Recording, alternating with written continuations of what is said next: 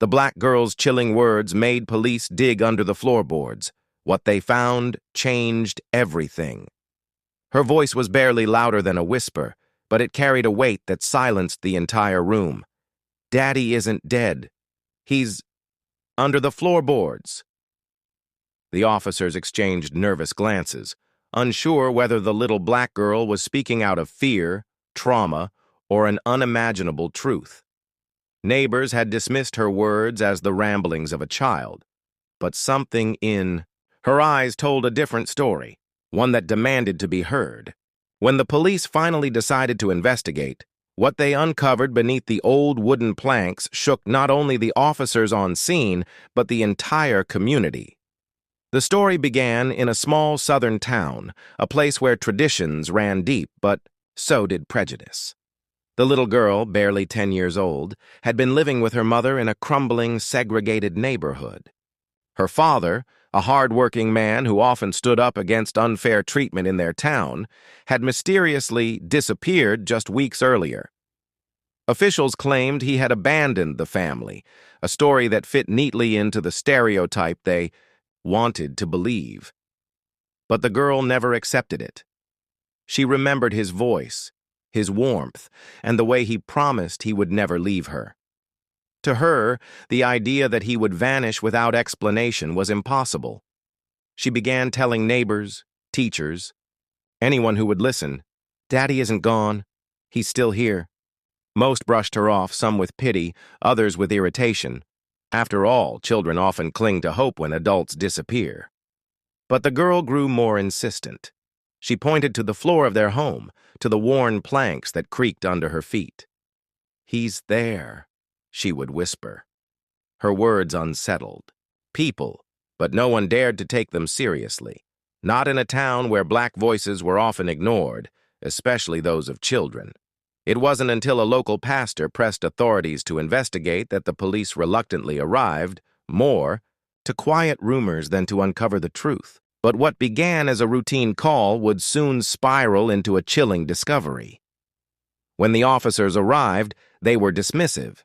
They asked a few routine questions, scribbled notes, and tried to reassure the mother that her husband had simply left. The girl, however, stood in the doorway, clutching a worn-out teddy bear, her wide eyes fixed on the wooden floor beneath her feet. "You're not listening," she said softly. "He's right here." The officers exchanged glances. Some rolled their eyes. Others sighed.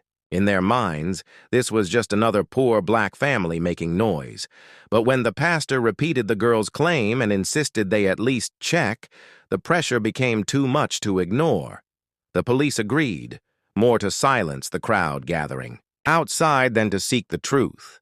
They moved furniture aside and tapped their batons against the wooden floorboards. A hollow sound echoed. The girl's eyes didn't move. She simply nodded. Reluctantly, one officer knelt down and pried a board loose. The air that escaped was thick, foul, and heavy with decay. Suddenly, the joking smirks vanished. They continued, pulling back planks, one by one, until the outline of a shallow grave emerged. Inside was the body of the man, the girl's father, bound and lifeless, hidden where no one was supposed to find him. Gasps erupted from neighbors pressed against the windows. The girl clutched her mother's hand, her small voice breaking the silence. "I told you he didn't leave me." But the horror didn't stop there. The evidence made clear that his death wasn't random. His body bore marks of violence, signs of restraint, and the kind of brutality that suggested something far darker. The family had long accused local officials of harassing him for speaking out against racism at town meetings.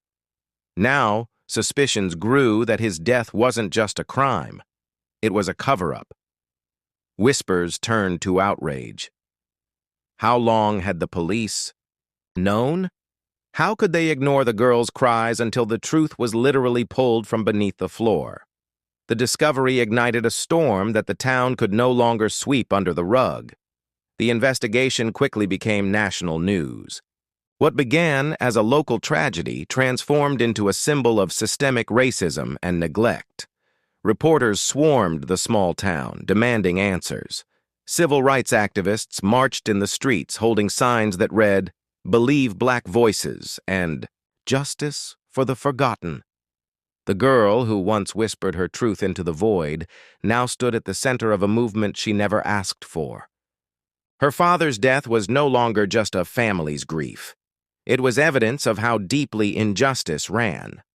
But the climax came when evidence surfaced that the police had received anonymous tips about the father's disappearance weeks earlier and chose to dismiss them.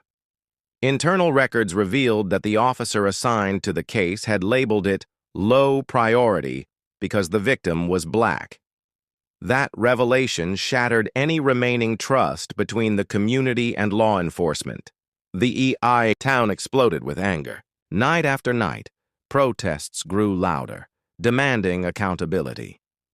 Under immense pressure, the district attorney was forced to reopen the case, this time treating it as a homicide, with several officers now under suspicion of participating in a cover-up.